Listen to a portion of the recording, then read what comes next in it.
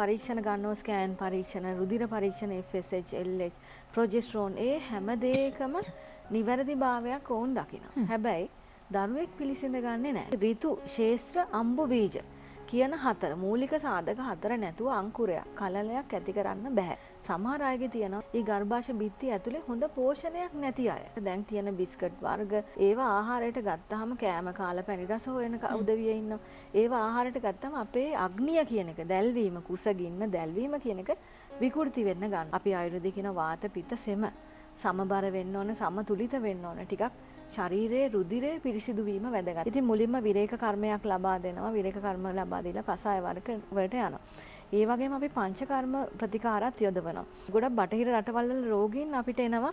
එවුන් ඒ ඇවිල්ලා ඒ ටික ඒ කාලේ සීමාව යොමු කරලා අනිවාර්යෙන් ඒ ප්‍රතිකාර කරගන්නවා. එතකොට ඉතින් දරුපලත් සාර්ථක වෙන්න ගන්නවා.